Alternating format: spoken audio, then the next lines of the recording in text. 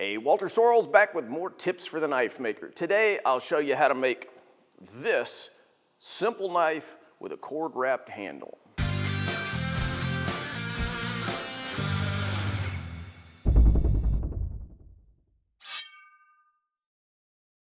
So today, a great beginner knife making project. I'll be making this simple knife right here with a paracord handle, focusing on showing you a variety of different techniques so that you can find one that's going to work for you in your skill level, your shop, whatever. Now, as a pattern for today's build, I'll be using one of my Tactics Armory Shadow 2 blades. That's the one that I'm actually carrying on my belt right now. Now, this blade normally has micarta scales, but this particular blade will be tailored specifically for wrapping with paracord. Tailored how? Well, look, you can take any old knife, bust the scales off, and throw some cord wrap around there. There's nothing wrong with doing that. But that does mean that you end up with a handle that's larger in this dimension right here. So in this case, we're actually modifying the design so that after the handle's wrapped, the shape and size of the original is preserved. That way, you know, you can stick it in the same sheath and it has the same form factor as the original. So I could actually put this into the sheath that I'm using for this knife right here, and it would work just fine. All right, for this build, I'll be using Bohler M390 steel. Why? Honestly, because I just happen to have a piece that I bought on a lark a long time ago and thought I'd try it out. No other reason. I've been making knives for 25 years and this is literally the first time that I've ever used this steel. So, could be a disaster, right? We'll see. If you've never cut steel before, you can use a fancy metal cutting bandsaw like this, or a metal cutting chop saw, but my granddad's 75-year-old hacksaw with a fresh bimetal blade, just as fast as a bandsaw. It's a stainless steel powder metallurgy steel with a lot of chromium for high corrosion resistance, even by stainless steel standards, and a bunch of vanadium for hardness and edge holding, among other things. I should mention about this steel in particular, I really wouldn't recommend it as a beginner type steel. I just happen to be using it for this project, but for a beginning project, you're better off going with something like 440C that's a little bit easier to heat treat. Now, I alluded to the fact that this build will be based on my Shadow 2 blade. From the design I made here in Fusion 360, I've pinched in the tang so that once you add the cord wrap to the handle, it'll have the exact same size and shape as the original and it'll fit the same sheath. In fact, I'm using this as a production option for Tactics Armory too. So in the spirit of throwing a whole bunch of options at you, I'm going to show you a bunch of different ways that you as a knife maker can pattern a blade. First, you can swab your steel with layout fluid, and I'll do that in several of these variations. Then take an existing plan like the one I made here, cut it out, lay it on the steel, and scribe the design.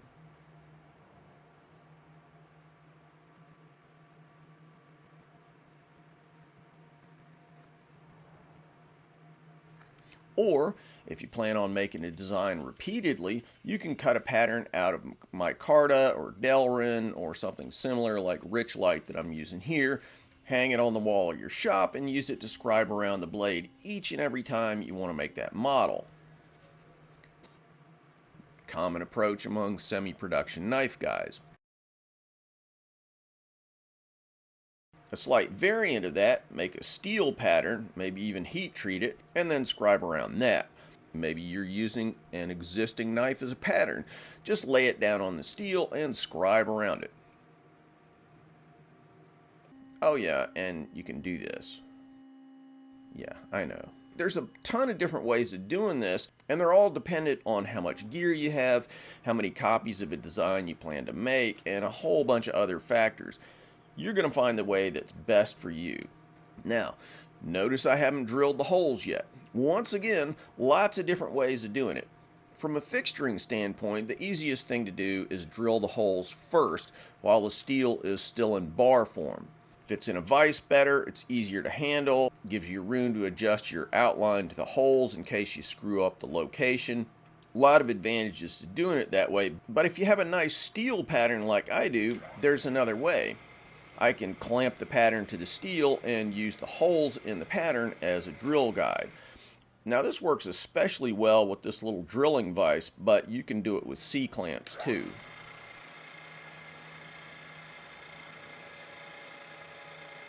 So I should mention that you'll see me using this nifty little vise right here in a bunch of different places in the video. As regular viewers of this channel know, I actually manufacture this.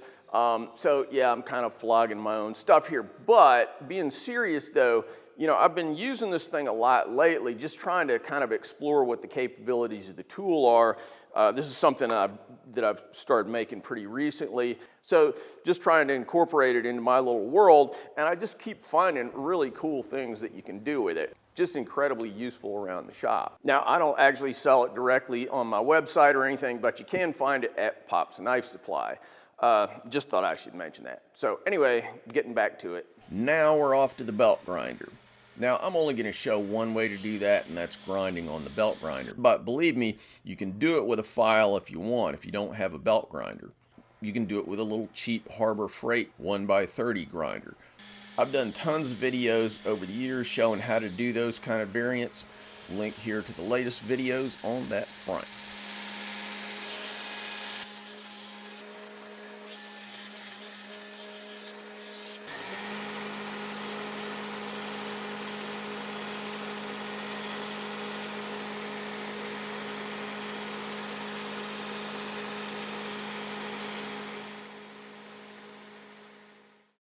Hey guys, let me jump in here to mention that if you've been enjoying the channel for any of the past 15 years that I've been doing this on YouTube, and you want to keep helping us to help you, you can make it happen on Patreon. Now, not only do you get the good feeling of supporting something that you like and that you value, but you also get access to plans for just tons of the builds that I've done over the past many, many years on YouTube, including this one.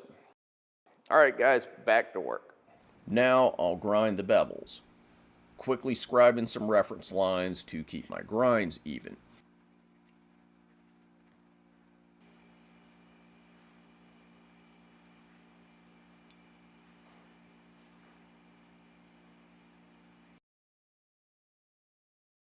Again, more than one way to skin a cat. Of course, I've done them by hand with a file, but let's check out a couple of ways of doing them on the belt grinder. Now, technique number one, the old standby, freehand grinding. Now, fair warning, this is one of the most high skill aspects of knife making, and it's one that frustrates a lot of people when they get started with knife making. It just takes time to learn how to do this, so an alternate approach is to use a grinding jig. In this case, this is a little homemade jig I made. Now, a lot of people hope that jigs will make your grinding perfect immediately. Nope, it still takes a while to learn how to make that perfect bevel, but a lot less time with a jig. And a lot of production guys use jigs just because they're faster. I made this one with 4 different angles milled into it, but I'm using the 4-degree side to get a good angle for this particular size and shape of knife.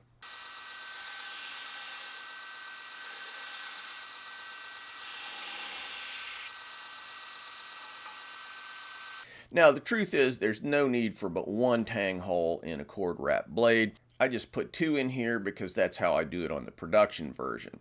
Now, in fact, a cord wrap works better with a big old hole at the end. So let's do that. Again, I'll use the little handle drilling vise I've showed before. You can use it to get better, cleaner holes on a simple drill press with less danger of the blade helicoptering on you than if you just slap it on the table. Either way, what you're trying to do is to gently pull the quill down until the tip of that larger drill just nestles perfectly in the smaller hole. Then you just open it right up.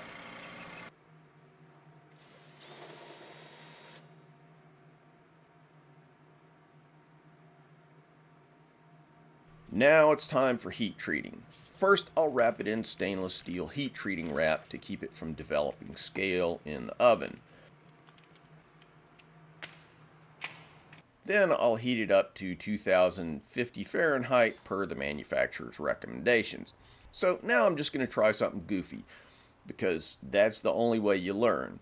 The deal with this steel, and like I said, I've never used this stuff before, is that to reach full hardness, it should be quenched pretty fast by stainless steel standards. They recommend oil quenching, more like a tool steel than like most stainlesses, which are usually air hardening. Problem with oil hardening is that's a pretty good way to make a knife warp. Well, screw it. I'll just quench the whole darn thing in oil right there in its little jacket of stainless steel heat treating foil, and then clamp it between a couple of aluminum plates in hopes of avoiding any warping.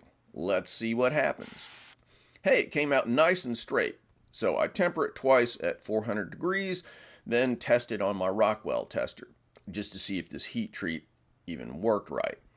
So if you've always heard about Rockwell testing and you don't know how it works, well, pretty simple little machine. You just crank the little probe down, adjust the dial to sort of calibrate it, then you put a preload on the probe, and then you pull this little handle, and that gives you your final reading. In this case, it reads 61 Rockwell. I say reads because my tester runs about a point low, so we're probably looking at around 62 Rockwell. Actually pretty spicy. And I didn't even do a freeze treatment, so my guess is with cryo, you might have even ended up around 63 Rockwell, which is screaming hard. All in all, this came out much better than I expected, given that this is the first time I've even tried this stuff. Next, we'll clean off this mill scale and pretty up the blade. Once again, I'm using a funky little tool that I make for that purpose. And once again, I promise I'm not trying to flog this stuff, but some people contact me saying, hey, where do you get the stuff that you're using? In this particular case, again, Pop's Knife Supply sells these things. Basic idea, you got some magnets and this little nipple that fits into any of the holes on the knife. You'll see what the idea is here.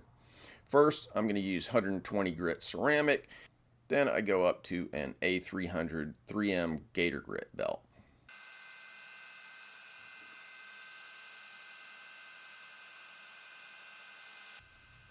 Now for the bevels, again I could use a jig, but I really prefer freehand grinding at this stage of the game.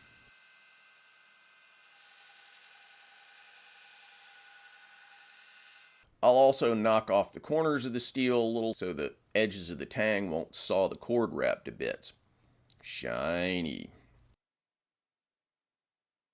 Hey, by the way, if you think this is a pretty cool knife and you'd like to pick one up for yourself without going to the trouble of making one, you can find them at my Tactics Armory website. There's a whole variety of colors. I got OD green, this is an Eclipse actually, safety orange, whole bunch of things. So, you know, one of the nice things from my perspective is that I'm able to sell these at a pretty reasonable price, you know, compared to knives with regular handles. Anyway, getting back to work. Next, the money part of this video, will wrap the handle. Now, of course, you can just slap it in the bench vise or clamp it to the edge of a table or whatever. But in the spirit of seeing what all I can do with this new vise, I'll do it this way. Gotta say, pretty sweet way of doing it. Now, there are lots of patterns of handle wrapping, but I like this one. The main thing is that you just have to make sure the wrap is done the same way on each pass so that the pattern comes out even. Right over left every single time, or whatever it is. However you do it, you just want to repeat it every time.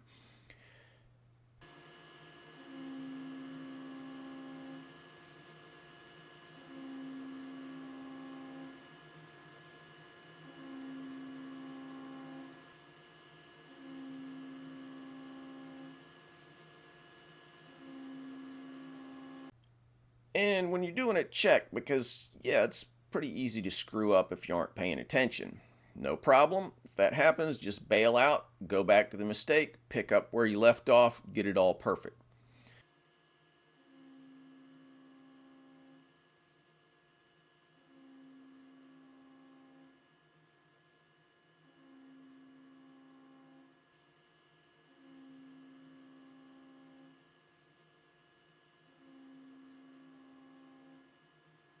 Once you get to the end, you can just loop it around the hole a couple of times. It'll depend on the size of your knife, the size of that hole, however many times you can get it looped around there. What you think looks right, whatever.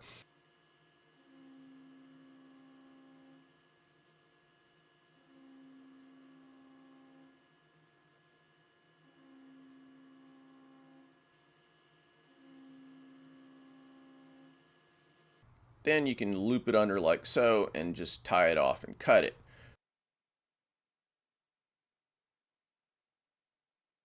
Or you can do what I do here and put a lanyard on it using a snake knot. So this is a pretty simple little knot to do. You can see things on the internet that'll show it in more detail than I do here, but basically you just make a loop underneath. You go through that loop with this side. You bring this over and then down through that little hole. And that gives you this little snake knot. So you can either snug these up right here,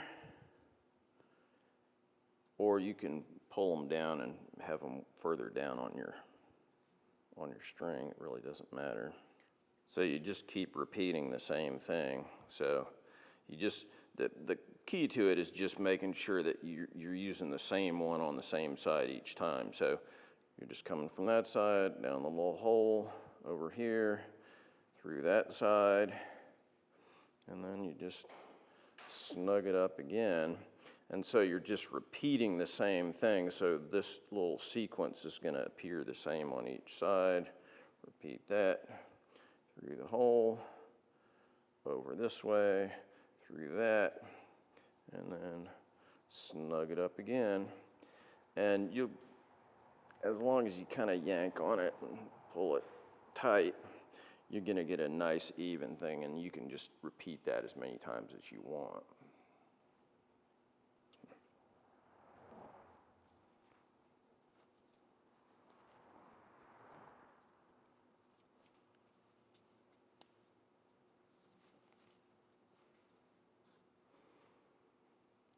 And once you get however many knots you want, you just cut it off and burn each of those ends and melt them so that they don't fray. And then you're done.